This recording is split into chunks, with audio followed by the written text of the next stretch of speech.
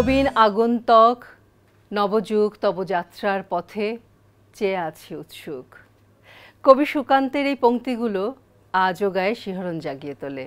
জানেন তো, কবি সুকান্তের পৈতৃক বাড়ি ছিল আমাদের গোপালগঞ্জে। আর গোপালগঞ্জের সবচাইতে বড় পরিচয় যেটা, সেটা হচ্ছে বঙ্গবন্ধু, যাকে ছাড়া বাংলাদেশকে কল্পনা করা যায় না।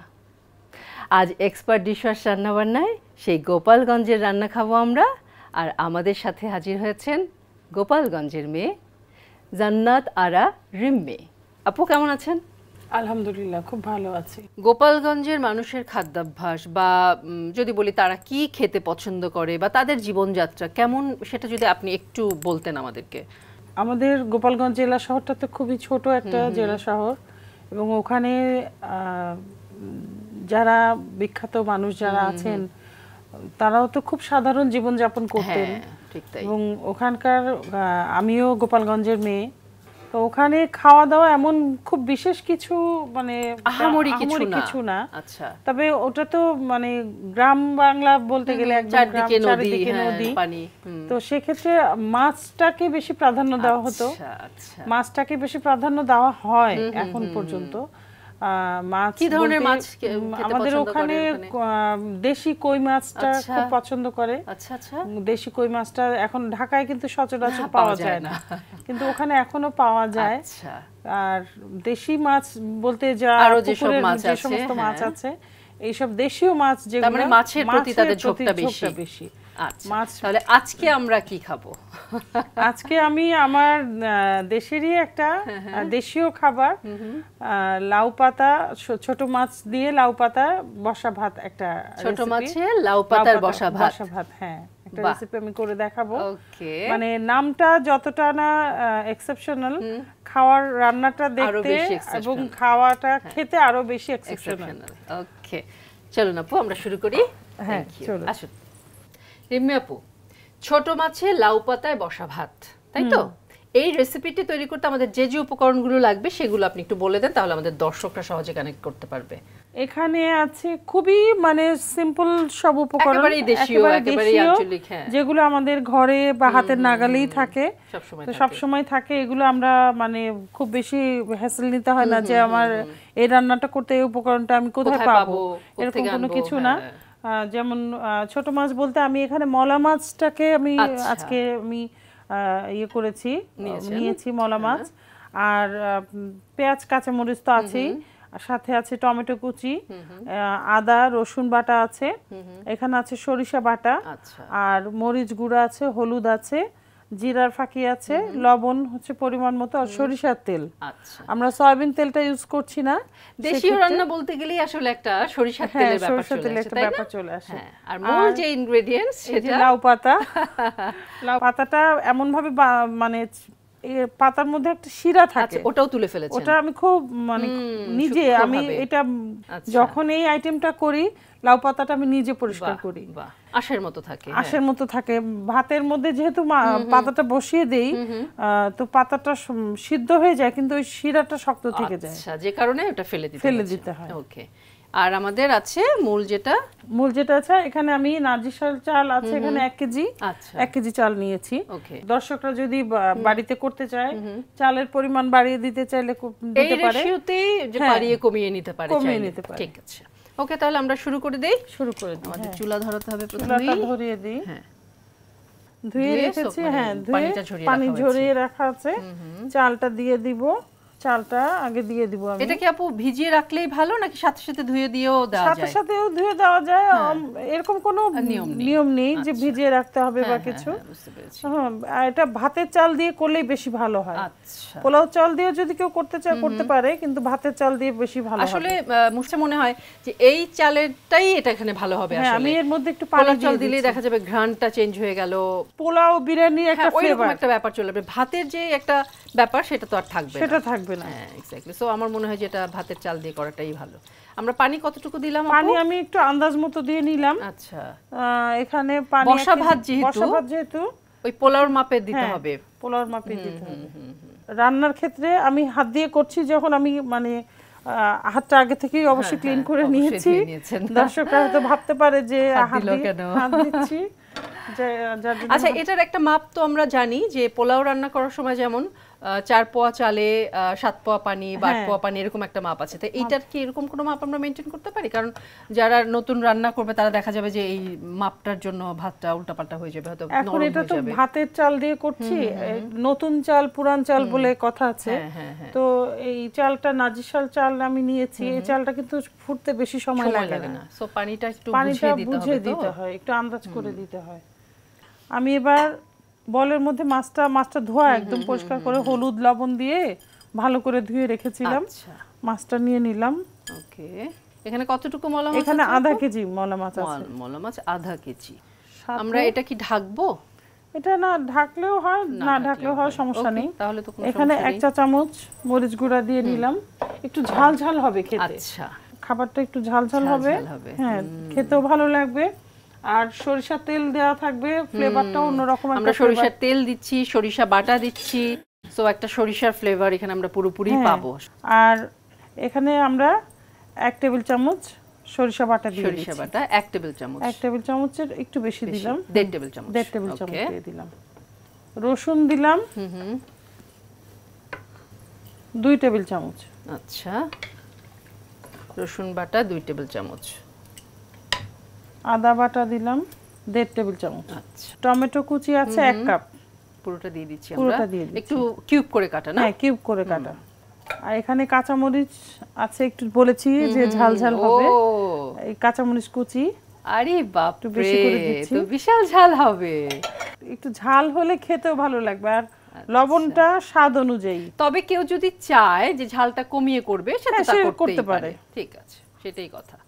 আর জিরার ফাঁকি 1 চিমটি, মানে আন্দাজ মতো আর কি, একটু ফ্লেভার, বেশি না, বেশি না। পেঁয়াজ এখানে রাখা আছে বেশ খানিকটা পেঁয়াজ। এখানে প্রায় 4-5টা পেঁয়াজ কুচি দেওয়া আছে। আমার মনে হচ্ছে 2 কাপের মতো। হ্যাঁ, 2 কাপের মতো হবে, 2 কাপের মতো হবে। বেশ খানিকটা পুরোটা দিচ্ছি না, একটু রেখে দিচ্ছি। ভাতটা আমাদের ফুটে উঠেছে। পানি কিন্তু আরো দিতে হবে। এই ভাতটা হয় কি একবারে পানি দেওয়া যায় না, বোঝা যায় না আসলে। হ্যাঁ, যেহেতু লাউ পাতাটা আমি সরষের তেলটাও দিয়ে দিচ্ছি। ওকে, এভাবে আমি দিলাম, আন্দাজ করেই দিলাম। আচ্ছা, তেল দিয়ে মাছটাকে মেখে নিব। খুব মানে মশলা, পেঁয়াজ, টমেটো, মরিচ সব মিলিয়ে না দেখতে খুব অসাধারণ লাগছে। একটা সালাদ টাইপ মনে হচ্ছে, সালাদের মতো, মাছের সালাদ। এবং এটা গরম গরম খেতে যে কি স্বাদ আমি আপনাকে বলে বোঝাতে পারবো না। বোঝা যাচ্ছে আপু, মানে জিনিসটা সবকিছু মেলানোর পরে, মাখার পরে মানে চেহারাটা যা হয়েছে তাতে দেখেই কিন্তু বোঝা যাচ্ছে যে এটা খুবই মজাদার একটা কিছু হবে। আমি যখন বাসায় বানাই এটা, এই রেসিপিটা যখন বাসায় করি, আমার গেস্ট বা বাসায় কেউ আসলে সাধারণত বানানো হয়। হ্যাঁ, সেক্ষেত্রে এটা মানে বানানো টেবিলে সার্ভ করার মাত্র আমার ডিশটা খালি হয়ে যায়। সবাই, এমন কোনো মানুষ নাই যে খেয়ে বলেনি, খেয়ে ফেলে না, যে ভাবি বা আপা কেমন করে করলেন, এটা এত মজা, এত ভালো লেগেছে। লাউ পাতা দিয়ে এভাবে মুড়ে দিই আমরা 2 পাশ থেকে। চুলার আঁচটা একটু কমিয়ে দিতে হবে। ওকে, ভাতটা কিন্তু একটু হলদে হলদে হয়ে যাবে, যেহেতু বসা ভাত। আচ্ছা, আমরা এর মধ্যেই এটাকে বসিয়ে দিচ্ছি না? এইভাবে বসিয়ে দিতে হবে। ও আচ্ছা, এটা ভাতের ভাপে হবে? হ্যাঁ, ভাতের ভাপে হয়ে যাবে। বাহ, চমৎকার। আমার দাদা বাড়ি তো গোপালগঞ্জ, আমার জন্ম খুলনায়। আচ্ছা, আমি বড় হয়েছি, লেখাপড়া করেছি খুলনাতে। আচ্ছা, তো খুলনারও অনেক আঞ্চলিক খাবার আছে, সেটাও আমি রপ্ত করেছি, ওখানে জন্ম হয়েছে যেহেতু বড় হয়েছি। হ্যাঁ, আবার আমার শ্বশুর বাড়ি নোয়াখালী। ওরে বাবা, নোয়াখালীর খাবার হেভি কম্বিনেশনে আছে, কম্বিনেশনে শেষ নেই। নোয়াখালী, খুলনা, গোপালগঞ্জ, সর্বনাশ, অনেকে একের ভিতরে 3। একের ভিতরে 3। ওয়াও। অনেকে জিজ্ঞেস করে যে আপা কিভাবে সম্ভব হলো, এই 3টা জেলা আপনি কিভাবে মেইনটেইন করেন? সবই ভাগ্য আসলে। আসলে তো আমিও তো জানতে চাই যে কিভাবে মেইনটেইন করলেন। ভাগ্যে ছিল। তবে 3টা জায়গার নিয়ে আপনি আসলে সমৃদ্ধ, এটা তো বলতেই হবে। সেটাই, 3টাই তো খুব বিখ্যাত জেলা। আমরা কিন্তু ভাতটার মধ্যে একটু একটু করে বিভিন্ন দিক থেকে জায়গা বের করে করে তারপরে আমরা পাতাটাকে মানে পাতার মধ্যে পেঁচানো মাছটাকে দিয়ে দিচ্ছি। এটা একটু বুঝে বুঝেই দিতে হবে যে ইয়ে করলে চামচ দিয়ে সরালেই দেখা যাবে যে জায়গাটা বের হচ্ছে, সো ওইখানে আমরা এই পাতাগুলোকে দিচ্ছি। এবং এটা গরম গরম পরিবেশন করতে হবে। সবচেয়ে বড় কথা হচ্ছে এটা গরম গরম পরিবেশন না করলে এই খাবারের কোনো টেস্টই থাকবে না। ঠিক তাই।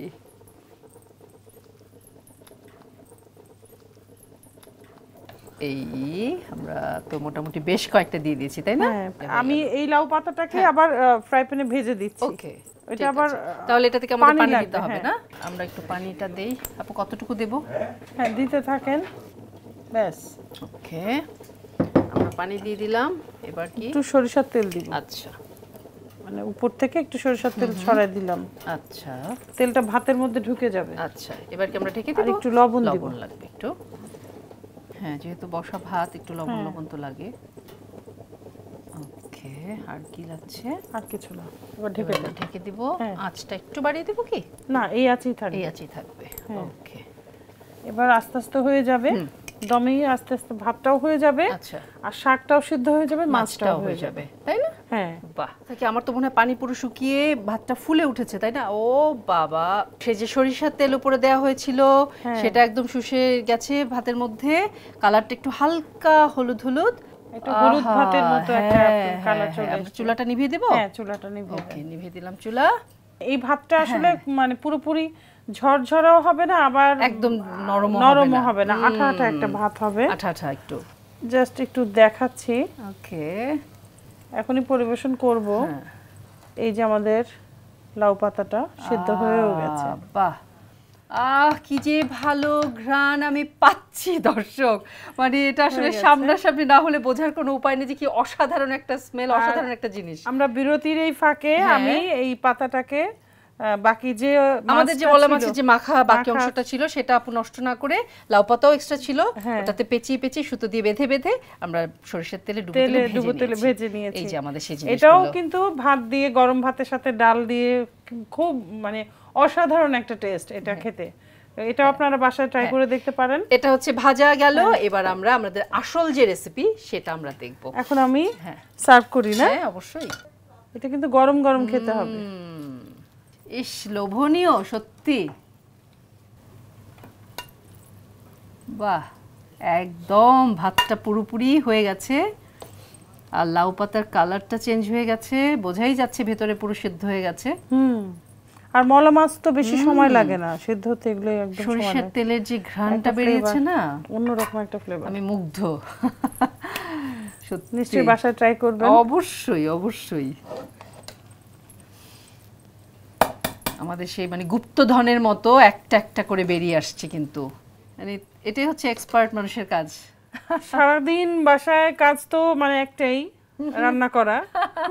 আর আমার দেশীয় রান্না, এটা তোমাকে ভালোবেসে করতেই হয়। এই বিশেষ করে এই আইটেমটা আমার হাজবেন্ডও খুব পছন্দ করে, আমার পরিবারের লোকজন, আমার ফ্রেন্ড সার্কেল সবাই খুব পছন্দ করে। আমি যাকেই করে খাইয়েছি সেই মুগ্ধ হয়েছে যে এত সুন্দর একটা আইটেম কোত্থেকে করলেন। আমিও আজকে মুগ্ধ।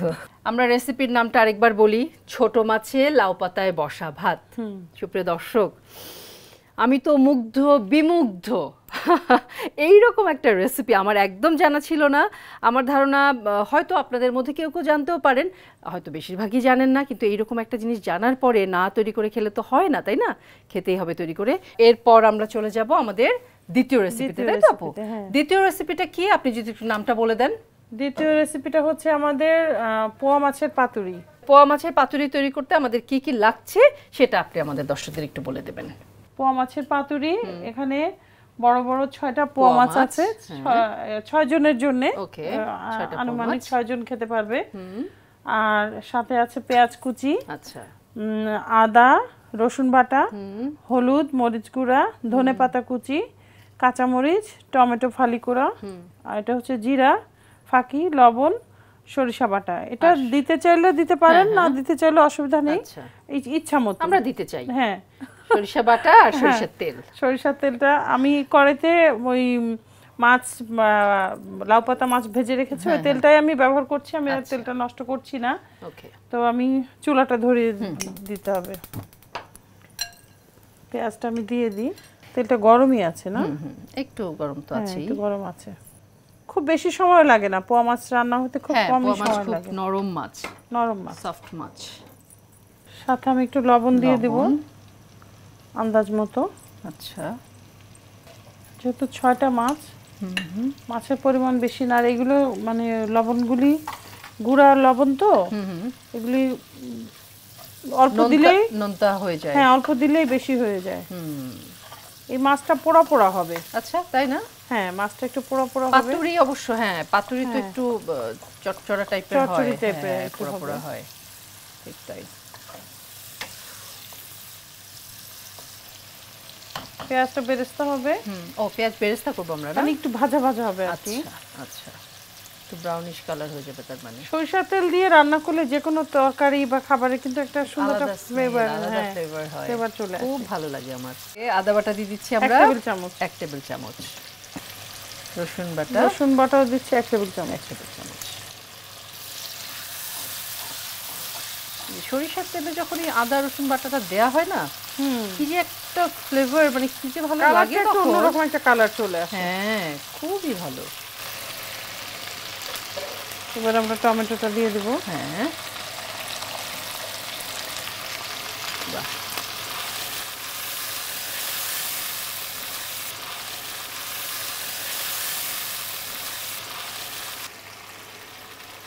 এবার আমরা একটু মরিচ দিব, যেহেতু আগেরটা একটু ঝাল বেশি বলেছেন তাই ঝালটা কম দিচ্ছি। আচ্ছা, কম হলেও মানে খুব বেশি কম দেইনি। আমার বাসায় প্রচুর ঝাল খায়। আমার ছোট মেয়ে বোম্বাই মরিচের আচার ছাড়া ভাতই খাবে না। ও বাবা, সে প্রত্যেক বেলায় মানে দুপুরে রাতে যখনই ভাত খেতে বলবে, বোম্বাই মরিচের আচার কিন্তু খুব টেস্টি। বোম্বাই মরিচের আচার ওর বাবা বানায়। আচার সবসময় আমার হাজবেন্ড বানায়, আমি আচারটা বানাতে পারি না। আচার ও এত সুন্দর সুন্দর লেবুর আচার, বোম্বাই মরিচের আচার এগুলো করে। ওরে বাবা, ভাইয়া কোথা থেকে শিখেছে এগুলো? এগুলো আমার শাশুড়ির কাছ থেকে শিখেছে। বাবা, সেটা তো প্রাণ ছেলে, মানে মায়ের কাছ থেকে শিখে নিয়েছে আচার। ছোটবেলা থেকে আমার, সে নিজেও আচার খেতে খুব পছন্দ করে। হ্যাঁ, তারপর লেবুর জারকগুলি সারা বছর বানিয়ে রাখে, ওই ডিমের মতো সাদা সাদা কাগজি লেবু ঘষে, না? হ্যাঁ, ওগুলি বানিয়ে রাখে, ওগুলিও সারা বছর খায়, আমিও খাই। এটা শরীরের জন্য যে কত উপকারী, রসুনের আচার, লেবুর আচার। আমার ঘরে কোনো আচার কিনতে হয় না, মানে সারা বছর আচার আমার ঘরে বানানোই থাকে। এটা খুব ভালো। মানে আমার বাসাও যেমন আচার আমিও পছন্দ করি, আমার বাচ্চারা পছন্দ করে, আমিও ট্রাই করি যে প্রতিটা সিজনে যেগুলো বের হয় ফল, বিশেষ করে আমরা, কামরাঙা, আমলকি। মাছটা কিন্তু ধোয়া, আগে থেকে ধুয়ে পরিষ্কার করে সুন্দর করে কেটে রেখেছি। হ্যাঁ, এখন মাছটা আমি দিয়ে দিচ্ছি। একদম এটা কাঁচা মাছটা দিচ্ছি। হ্যাঁ, কাঁচা মাছটা দিচ্ছি। এই মাছ ভেজে রান্না করলে ভালো লাগে না।